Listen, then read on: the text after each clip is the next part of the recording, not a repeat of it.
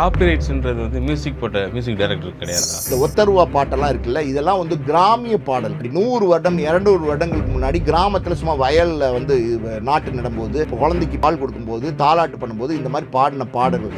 இந்த பாடல்கள் இதே மாதிரி இந்த ஒத்தருவா மட்டும் இல்லை, அன்னக்கிளியே உன்னை தேடுதுன்னு அவர் முதல் படத்தில் போட்டார், அதுவும் ஒரு கிராமிய பாடல். இந்த 2 பாடல் மட்டும் இல்லை, இன்னும் பல பாடல்களை இளையராஜா வந்து கிராமிய பாடல்களை தழுவி எடுத்திருக்காரு. அப்போ அந்த பாடல்கள்லாம் இளையராஜாவோடதா?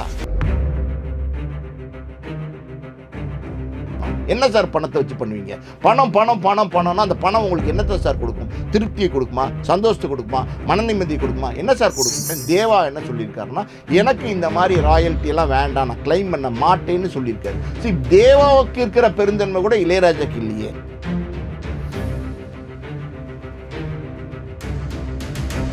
அஜித்தோட படம். அஜித் ரசிகர்கள்லாம் அந்த படத்தை வந்து கொண்டாடிட்டு இருக்காங்க. இந்த நேரத்தில் நீங்க இந்த பாடல்கள்லாம் நீக்குங்கன்னா, ஒரு வெற்றி படங்க. உங்களுக்கு நீங்களும் அந்த சினிமாவில் தானே இருக்கீங்க. அப்போ ஒரு வெற்றி படம், ஒரு பெரிய படம் ஓடிட்டு இருக்கு. அந்த பாட்டு உங்களோட பாட்டு தானே, உங்களை தானே கொண்டாடுறான்.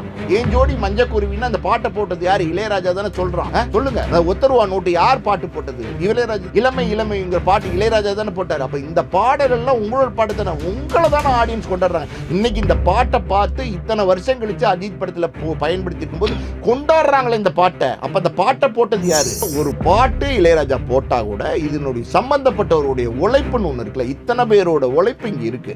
இதெல்லாம் இல்லாம இந்த உழைப்புக்கு பணம் போட்டது யார் அப்படின்னா, ஒரு முதலாளி யாருன்னா தயாரிப்பாளர். படங்களுக்கு இசையமைப்பாளர் இளையராஜா வேலை பார்த்திருக்காரு. வேலை பார்த்ததுக்கு ஊதியம், சம்பளம் தயாரிப்பாளர்கிட்ட வாங்கியிருக்காரு.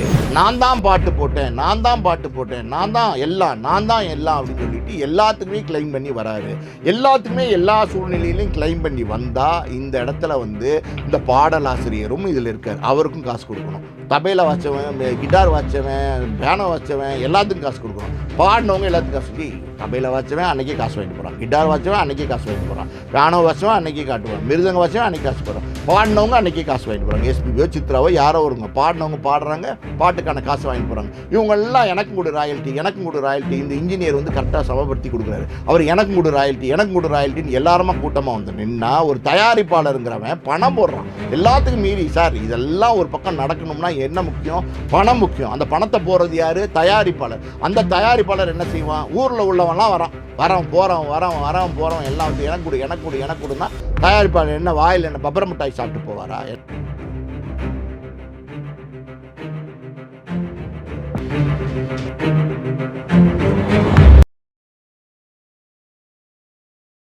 எம்ஜிஆர் டிவி நேயர்களுக்கு வணக்கம். இன்றைக்கி நம்ம கூட Oscar movies producer Balaji producer sir இணைஞ்சிருக்காங்க. வணக்கம் சார்.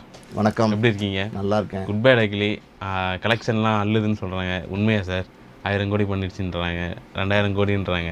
எது சார் உண்மை? நீங்கள் சொல்லுங்கள் சார். 1000 கோடி 2000 கோடிலாம் இல்லை. ஃபஸ்ட்டு ஷோ நானும் படம் பார்த்துட்டேன். நான் படம் பார்த்துட்டு நான் என்ன நினச்சேன்னா, இது வந்து அஜித் ரசிகர்களுக்காண்டி எக்ஸ்க்ளூசிவாக எடுக்கப்பட்ட படம். இந்த படத்தை வந்து அஜித் ரசிகர்கள் மட்டும்தான் விரும்பி பார்ப்பாங்க அப்படின்னு நான் நினச்சேன். நான் வந்து ஒரு சேனலில் வந்து இதை விமர்சனமாகவும் சொல்லியிருந்தேன். என்னுடைய கருத்து அதுவாக தான் இன்றைக்கும் இருக்குது. ஆனால் அது பார்த்திங்கன்னா ஏதோ ஒரு மேஜிக் பண்ணிருச்சு அப்படின்னு தான் நான் சொல்லணும். வேறு மாதிரி ஒரு மேஜிக் இது நடந்துச்சு இந்த குட் பை அகிலியில் பொறுத்த வரைக்கும். அஜித் ரசிகர்கள் மட்டும் இல்லாமல் காமன் ஆடியன்ஸோட இந்த படம் கனெக்ட் ஆயிடுச்சு. அதாவது வந்து இந்த படத்தை வந்து இன்றைக்கி வந்து குடும்பமாக கூட்டமாக வந்து கொண்டாட ஆரம்பிச்சிட்டாங்க. தியேட்டரில் இந்த படம் ரிலீஸ் ஆகி கிட்டத்தட்ட ஒரு வாரம் கிட்ட ஆக போகுது. இந்த இடத்துல அஜித் ரசிகர்கள் இந்த படத்தை பார்த்துட்டு அஜித்தை வந்து கொண்டாடுறாங்க. திருப்பி படத்தை பார்க்குறாங்க. ஒரு ரசிகன் ஒரு தடவை ஒரு படத்தை பார்த்தான்னா அவன் 4-5 தடவை படத்தை பார்க்குறான். பல வருடங்கள் ஆகிப்போச்சு இப்படி ஒரு படத்தை வந்து திருப்பி ரசிகன் பார்த்தது.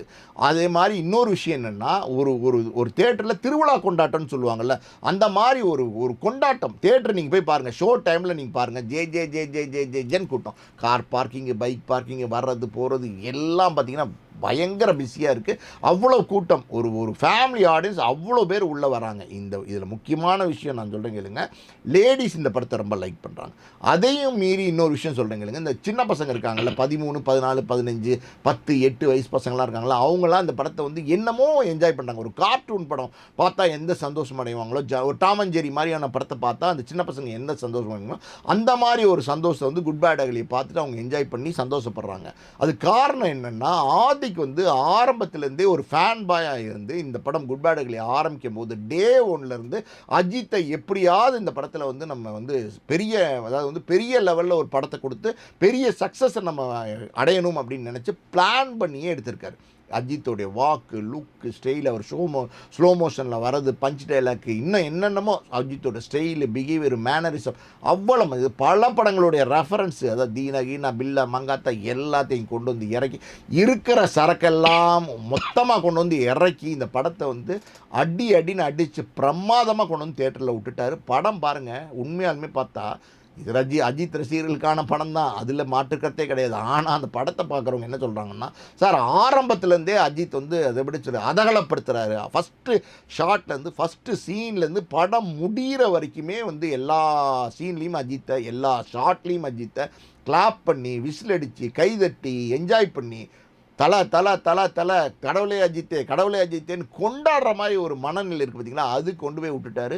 இது வந்து ஒரு மேஜிக் தான் சார். அதாவது இந்த வருடத்தில் வந்து இந்த படம் கொடுத்த வெற்றி, இந்த படம் கொடுத்த கலெக்ஷன் வேறு எந்த படமும் கொடுக்கல. ஃபஸ்ட்டு ஒரு பிக்கெஸ்ட் கலெக்ஷனை வந்து குட் பேட் அக்லி கொடுத்துருக்கு. தமிழ்நாடு மட்டுமே இந்த 4-5 நாளில் வந்து 100 கோடியை தாண்டிடுச்சு. இது இல்லாமல் உலக நாடுகளில், அப்புறம் பார்த்திங்கன்னா கேரளா, கர்நாடகா, அப்புறம் வந்து ஆந்திரா, இந்த மாதிரியான ஸ்டேட்டில் எல்லாம் சேர்த்து அங்கே ஒரு 100 கோடி அடிச்சிருச்சு இந்த 4-5 நாளில். இப்போ 5 நாளில் வந்து பார்த்திங்கன்னா 200 கோடியை கிராஸ் பண்ணிடுச்சு. இப்போ இன்னமும் படம் பார்த்திங்கன்னா அதே டெம்போவோடு ஓடிட்டுருக்கு, அதே ஸ்பீடோடு ஓடிட்டுருக்கு. ஆடியன்ஸும் சரி, அஜித் ரசிகர்களும் சரி, குழந்தைங்களும் சரி, பெண்களும் சரி விரும்பி போய் தியேட்டரில் பார்க்குறாங்க, தொடர்ந்து பார்த்துட்டே இருக்காங்க. ஃபுல்லாக போயிட்டுருக்கு. டிக்கெட்ஸ் இன்னமும் அவைலபிளே கிடையாது, எல்லா ஷோவும் ஃபுல்லாக போயிட்டுருக்கு. இது உண்மையாங்கிறது வந்து நீங்கள் டிக்கெட் நியூ இந்த மாதிரியான ஆப்ஸ் எல்லாம் இருக்குது பார்த்தீங்களா, அதில் நீங்கள் ரெஃபர் பண்ணி பார்த்தாலே தெரியும். இது பார்த்தீங்கன்னா மல்டிப்ளெக்ஸ் தேட்டரில் தான் ஓடுதா அப்படின்னா, மல்டிப்ளெக்ஸ் தேட்டர்லேயும் நல்லா ஓடுது. சாதாரண தேட்டரில் இப்போ சிவகாசி மாதிரி, விருதுநகர் மாதிரி, இந்த பெருந்துறை மாதிரி இந்த மாதிரி சென்டர்லேயும் பெரிய லெவலில் இது பெரிய பெரிய கலெக்ஷனை பண்ணி இருக்கு. இந்த கலெக்ஷன் இப்படியே தொடர்ந்துச்சுன்னா இன்னும் ஒரு 4-5 நாளில், அதாவது வர எண்டில் இது கிட்டத்தட்ட வேர்ல்டு வைடு 300 கோடி ஷூராக அடிக்கும். அதாவது வந்து இது வரைக்கும் என்னென்னா விஜய் தான் வந்து கலெக்ஷன் கிங்னு சொன்னாங்க. இந்த படத்துலேருந்து அஜித் நானும் இருக்கேன்டா இந்த ரேஸ்லேன்னு ப்ரூவ் பண்ணுற மாதிரி அவரும் இந்த படத்தினுடைய கலெக்ஷன் கிங்டா நானும் அப்படின்னு சொல்லி அடிக்கிற மாதிரி பண்ணிட்டார் ஆதிக்கு. இந்த முழு பங்களிப்பு அஜித் ஒரு பக்கம் பிரமாதமாக நடித்து கொடுத்துட்டாரு. அதெல்லாம் எப்போவுமே அஜித் நடிப்பார். அஜித்துக்கு ஒரு சரியான படம் கொடுத்தீங்கன்னா சரியாக சொல்லி அடிப்பார். அது நம்ம தீனாலேருந்தே பார்த்துட்டு இருக்கோம். ஆனால் ஆதிக்கு இந்த படத்தில் வந்து ஷூர் ஷாட் அடிச்சிட்டாரு. அது கூட வந்து மியூசிக் பார்த்திங்கன்னா ஜிவியோட மியூசிக்கு, கேமரா எல்லாமே வந்து fight master supreme Sundar, dance master எல்லாமே பிரமாதம் பண்ணியிருக்காங்க. இங்கே பாருங்கள், இன்னொரு விஷயம் பாருங்கள், இந்த ரீமிக்ஸ் சாங்ஸ் எல்லாம் வந்து பிரமாதமாக போட்டிருக்காங்க. ஓகே சார், ரீமிக்ஸ் சாங்ஸ்ன்னு சொல்லும்போது தான் அந்த கேள்வி கேட்கணும்னு நினச்சேன். அப்புறம் நல்லா போயிட்டுருக்கு. ஆனால் செக்கு வந்து இளையராஜா அவர்கள் ஒரு செக் வச்சுருக்காங்க. என்ன செக் வச்சிருக்காரு இளையராஜா? யார் கொடுத்த செக்கு? செக்கா? எந்த செக்? இந்த செஸ்ல வைப்பாங்களே செக், அந்த செக்கா? நான் ஏதோ செக் வச்சிருக்காருன்னு. அது சரி, சரி சொல்லுங்க சார். அது காப்பிரைட் இஷ்யூ பற்றி ஒரு நோட்டீஸ் அமைச்சிருக்காரு. இது எப்படி சார் பார்க்குறீங்க? நான் ஒரு விஷயம் சொல்கிறேன் கேளுங்க, அதுக்கப்புறம் சரியா தப்பான்னு சொல்லுங்கள். குட் பேட் அக்லிங்கிறது வந்து மைத்ரி மூவி மேக்கர்ஸ், ஒரு பெரிய நிறுவனத்தினுடைய பெரிய படம். அஜித் மாதிரி ஒரு ஸ்டாரோடைய படம்.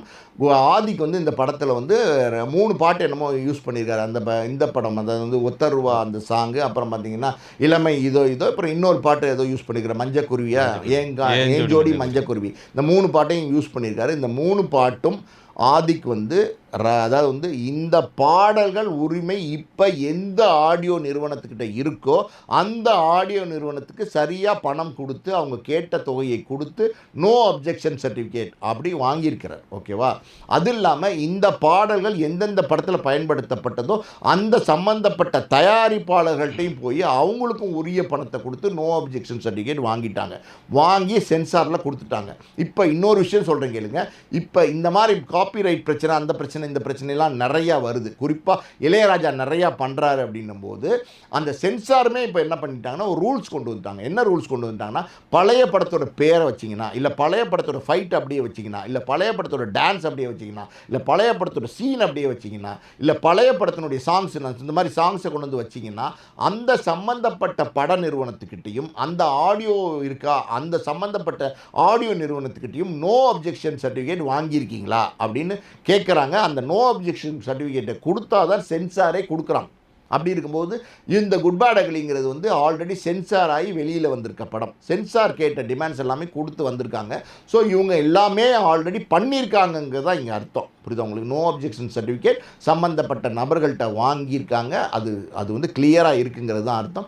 இது எல்லாத்தையும் மீறி வந்து இளையராஜா வந்து வழக்கம் போல் வந்து ட்ரெண்டிங்குள்ளே வரணும் அப்படிங்கிறதுக்காண்டி வழக்கம் போல் நோட்டீஸ் அனுப்பிச்சிட்டாரு. எனக்கு சந்தேகம் சார், சொல்லுங்க. காப்பிரைட்ஸ்ன்றது வந்து மியூசிக் டைரக்டர் கிடையாதா? சரி, நான் சொல்கிறேன் கேளுங்க. இப்போ ஒரு படம் இருக்குது, அந்த படத்துக்கு இளையராஜா வந்து மியூசிக் போட்டிருக்காரு. இந்த 3 பாடலே நம்ம உதாரணமாக எடுத்து வந்து 3 பாடல்களுடைய தயாரிப்பாளர் வேறு தயாரிப்பாளர்கள். இந்த பாடல்கள்லாம் எதுக்காண்டி இளையராஜா போட்டார்? ஒரு படத்துக்காண்டி போட்டார். இளையராஜா வந்து ஒரு ஆல்பம் போடல, அவரே ஒரு தனி ஆல்பம் போட்டிருந்தாருன்னா அது வேற கதை. அவரே அந்த தனி ஆல்பத்துக்கு பணம் போட்டு அந்த ஆல்பத்தை பண்ணியிருந்தாருன்னா அது வேற கதை. இப்போ இங்கே வந்து தயாரிப்பாளர்கள் வந்து இந்த பாடல் உருவாகிறதுக்கு பணம் போட்டிருக்காங்க. ஓகேவா? இளையராஜா ஒரு டியூன் போடுறாரு. எந்த டியூன் போடுறாரு? அந்த டைரக்டர் அந்த கதைக்கு தேவையான சிச்சுவேஷனுக்கு ஒரு டியூன் கேட்குறாரு. அந்த டியூனை சிச்சுவேஷனுக்கு ஏற்ற மாதிரி இளையராஜா போடுறாரு. அந்த டியூனை போட்டோன்னே அப்படியே அந்த டியூனை வந்து படத்தில் போட்டுற முடியுமா? அந்த டியூனை வந்து பாடல் எழுதுறதுக்கு ஒரு பாடலாசிரியர் வராங்க, கவிஞர் வராங்க இங்கே. ஓகேவா? அதுக்கப்புறம் அந்த பாடலை ரெக்கார்ட் பண்ணும்போது தபாலை வாசிக்கிறவன், கிட்டார் வாசிக்கிறவன், பியானோ வாசிக்கிறவன், இன்னும் எவனோ அங்கே இருக்கிறவங்க எல்லாருமே வந்து ஒரு கூட்டு முயற்சி, ஒரு 60-70 பேர் வந்து அவங்கவுங்களுக்கு கொடுக்கப்பட்ட வாத்தியங்களை வாசிக்கிறாங்க, ஒளியை கொண்டு வராங்க. இதெல்லாம் மீறி பார்த்தீங்கன்னா வந்து எஸ்பிபி மாதிரியோ, ஜானகி மாதிரியோ, சித்ரா மாதிரியோ, மனோ மாதிரியோ, மலேசியா வாசுதேவன் மாதிரியோ பல பாடல்கள் வந்து அந்த பாட்டை பாடுறாங்க, இந்த வரிகளை வந்து பாட்டாக பாடுறாங்க. ஓகேவா? இதெல்லாம் சேர்ந்து இன்ஜினியர்னு ஒருத்தர் இருக்கார். அவர் என்ன பண்ணுறாருன்னா இது எங்கே ஏற்றலாம், எங்கே இறக்கலாம், இதெல்லாம் கரெக்ட் பண்ணி கிரேட் பண்ணி அவர் வந்து அந்த அவுட் எடுத்து கொடுக்குறாரு. ஸோ ஒரு பாட்டு இளையராஜா போட்டால் கூட இதனுடைய சம்பந்தப்பட்டவருடைய உழைப்புன்னு ஒன்று இருக்குல்ல, இத்தனை பேரோட உழைப்பு இங்கே இருக்குது. இதெல்லாம் இல்லாமல் இந்த உழைப்புக்கு பணம் போட்டது யார் அப்படின்னா ஒரு முதலாளி யாருன்னா தயாரிப்பாளர். அந்த தயாரிப்பாளர் முழு பணத்தையும் போட்டிருக்காரு. ஓகேவா? இதெல்லாம் முக்கியமான ஒரு விஷயம் நான் சொல்லணும். அது என்னென்னா இந்த குறிப்பிட்ட படங்களுக்கு இசையமைப்பாளர் இளையராஜா வேலை பார்த்திருக்காரு. ஓகேவா? இசையமைப்பாளராக வேலை பார்த்திருக்காரு. வேலை பார்த்ததுக்கு ஊதியம், சம்பளம் தயாரிப்பாளர்கிட்டருந்து வாங்கியிருக்காரு. ஒரு வேலையை நீங்கள் பண்ணி கொடுத்துட்டு அந்த தயாரிப்பாளர்கிட்டருந்து சம்பளம் வாங்கினதோடனே உங்களோட வேலை முடிஞ்சது. அதுக்கப்புறம் நீங்கள் அந்த ஆடியோ ரைட்ஸ் இருக்குது பார்த்தீங்களா, அதில் நீங்கள் உறவு கொண்டாட முடியாது. பல நேரங்களில் ஆரம்ப கால தயாரிப்பாளர்கள், அதாவது 80களில் வந்து இளையராஜா வந்து சினிமா உலகத்தில் கோலோச்சி இருந்த காலகட்டங்களில் பல தயாரிப்பாளர்கள்ட்ட இளையராஜா வந்து எனக்கு ஆடியோ ரைட்ஸையும் ஃப்ரீயாக கொடுக்கணும் அப்படின்னு சொல்லி எழுதி வாங்கிக்கிட்டாரு. ஓகேவா? அப்படி தயாரிப்பாளர்கள் சம்மந்தப்பட்டு அந்த ஆடியோ ரைட்ஸை இளையராஜா கொடுத்ததுக்கப்புறம் இந்தாங்க உங்களுக்கு தான் அந்த ரைட்ஸ்ன்னு கொடுத்ததுக்கப்புறம் அந்த ரைட்ஸை அந்த காலகட்டங்களில் இளையராஜாவை சேர்ந்தது தான், இளையராஜா தான் அதுக்கு உரிமையாளர். இளையராஜா என்ன பண்ணார்னா அதை அவரே ஒரு ஆடியோ நிறுவனம் வச்சு அவர் வந்து வெளியிடலை, சிடியோ அதுவோ கேசட்டோ போட்டு வெளியிடலை. அவர் அந்த ஆடியோடைய உரிமை இருக்குது பார்த்தீங்களா, அதை வேற ஒரு நிறுவனத்துக்கு கொடுக்குறாரு. ஒரு உதாரணத்துக்கு டி சீரியஸ் மாதிரியோ இல்லை வந்து எப்படி சொல்லுது சரிகம மாதிரியோ இல்லை வேற ஏதோ ஒரு ஆடியோ நிறுவனத்துக்கு அவர் கொடுக்குறாரு.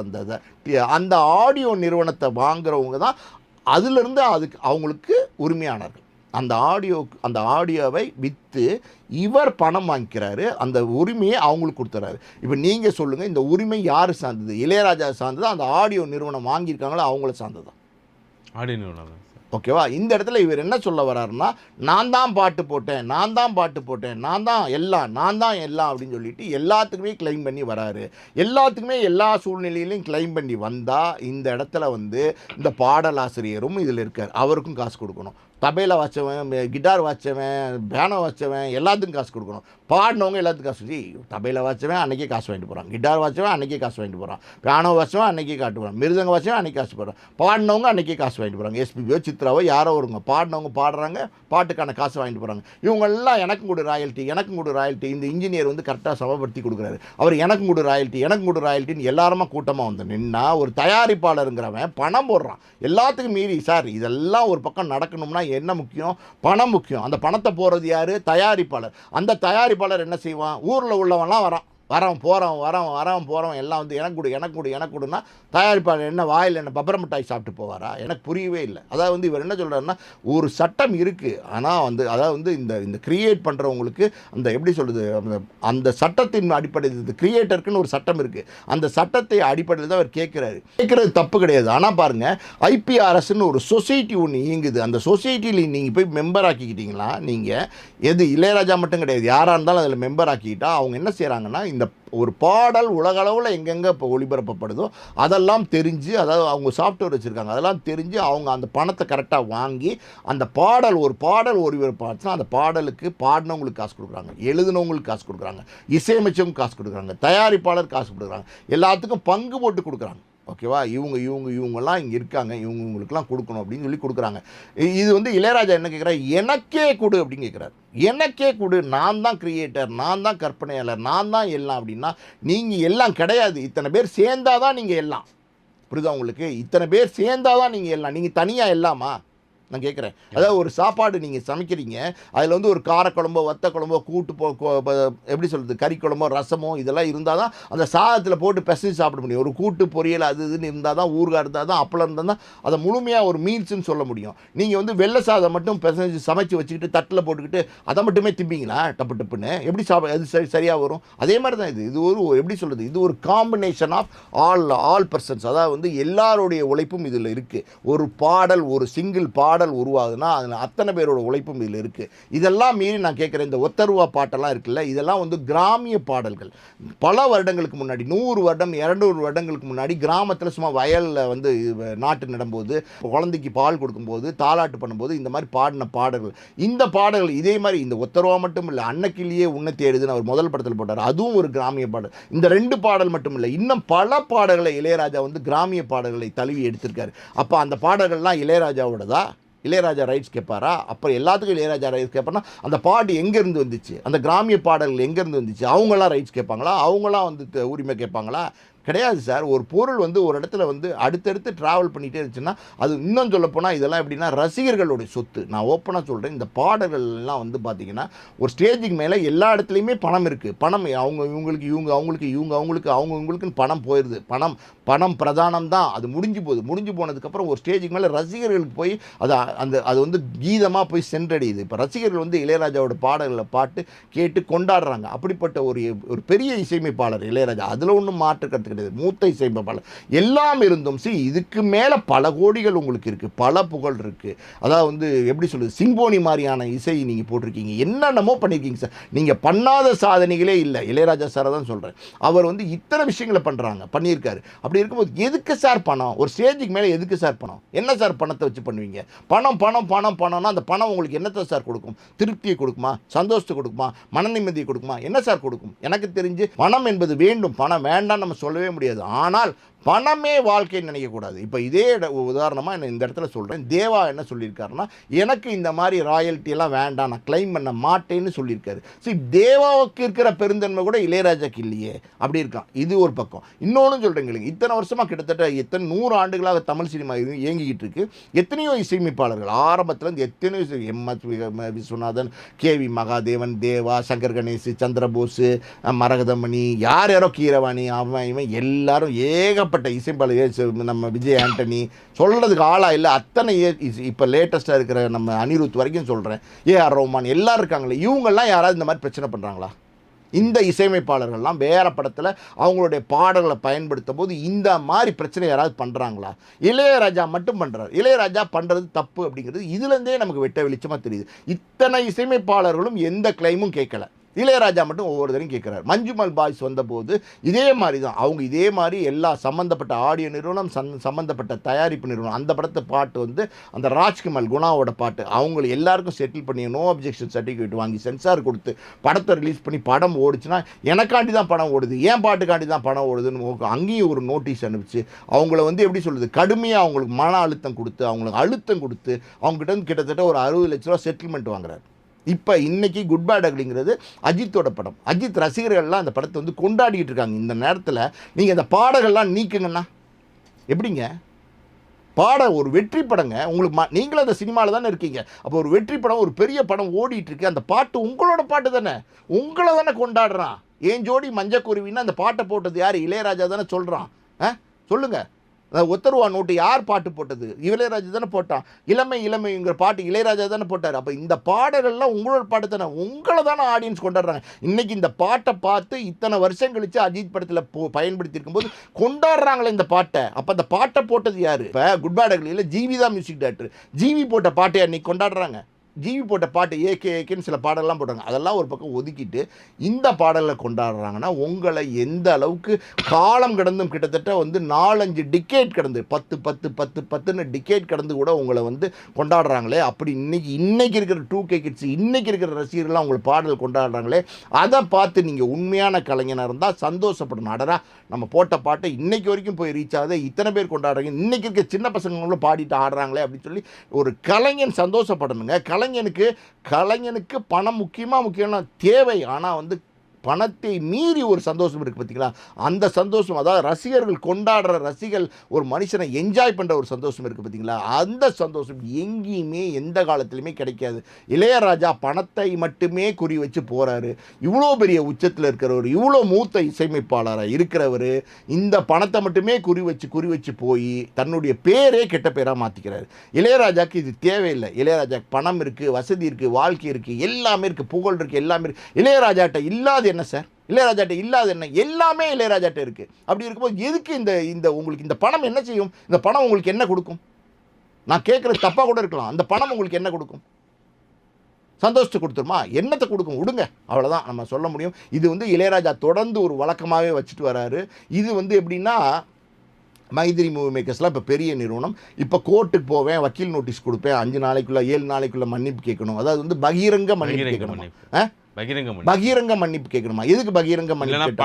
என்ன கொலக்குத்தமா பண்ணிட்டாங்க பகிரங்க மன்னிப்பு கேட்கறதுக்கு அப்படின்னு சொல்லி கிளைம் பண்ணுறாரு. இங்கே ஒரே ஒரு பாயிண்ட் இளையராஜா பக்கம் இருக்குது. அது என்னன்னா, அந்த எப்படி சொல்கிறது, ஒத்தருவா பாட்டு இருக்குது பார்த்தீங்களா, அதை வந்து வேறு மாதிரி டியூனையே மாற்றி ரீமிக்ஸ் பண்ணியிருக்காங்க. ஓகேவா? அந்த இடத்துல ஒரு கிளைம்ஸ் வந்து இளையராஜா பண்ணால் அது நியாயமானதாக இருக்கும். நம்ம வந்து ஒரு பக்கமாகவே பேசக்கூடாது. ஒரே ஒரு பாட்டு மட்டும் டோட்டலாகவே ஆதிக்கு வந்து வேறு மாதிரி அந்த டியூனையே மாற்றிருக்காரு. அது தவறாக இருக்கலாம் இருந்தால் கூட அதை மன்னிச்சு விடுற தவறு தானே தவிர, அதுக்காண்டி பகிரங்கமாக மன்னிப்பு கேட்கணும், 5 கோடி ஒரு வாரத்துக்குள்ளே கொடுக்கணும், இல்லைன்னா வந்து பாடல்களை நீக்கணும், அப்படி இப்படின்னு சொல்கிறதெல்லாம் தப்பு.